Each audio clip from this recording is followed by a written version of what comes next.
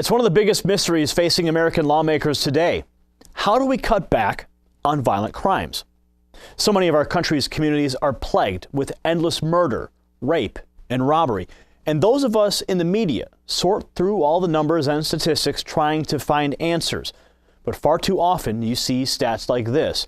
Black people are more afraid of police than white people. Police are more likely to target a black person than a white person. And in far too many cases, we hear arguments like this.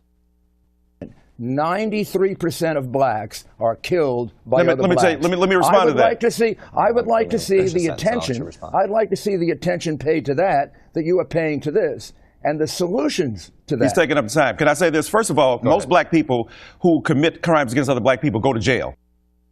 Now, that was former New York City Mayor Rudy Giuliani and a religious minister and professor squabbling over how to measure violent crime on NBC's Meet the Press. Sadly, in many cases, a lot of those statistics are true, but by themselves, those numbers can continue to drive the knife even deeper into a painful wound of America's long history of racism.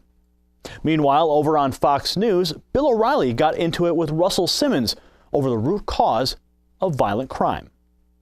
I believe the strife between poor blacks and the police is driven by black crime. That's the nexus point. Do you believe that? No.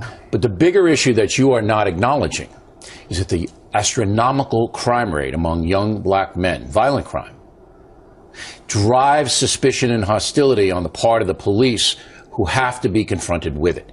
You won't acknowledge it, Russell. It has everything to do with your war on drugs. And the 95% of the people who go to jail for nonviolent first-time offenses are people of color. Is selling heroin and crack on the street a violent crime? What I'm saying is that whites and blacks an easy question. use Can and you sell drugs answer at that the same question? rate. But Russell, 95% of the people who are incarcerated Am for I that invisible? crime Are you not hearing me? or white, Are you not hearing me? Versus white. You heard it for yourself, black versus white. While the numbers we so often focus on are sadly very true, it's the lens through which we look at that taints our point of view. Let's stop for a moment and look at the same issue, violent crime, but through a different lens. The New York Times just put out an interactive map showing the parts of the country where men are not working. The darker green areas on the map show men ages 25 to 54 who don't have a job. When we put it side by side with violent crime maps, we notice an interesting trend. In New York, the areas most likely to deal with violent crimes were also the areas where men weren't working. The same was true in Chicago. Homicides popped up all over the neighborhoods where men who should be in their primes don't have jobs. We saw the same trend in Detroit. Now, it's not a perfect science, but it does raise an interesting conversation. Perhaps instead of pointing the finger at someone with a different color skin, we should start focusing on creating real, tangible jobs.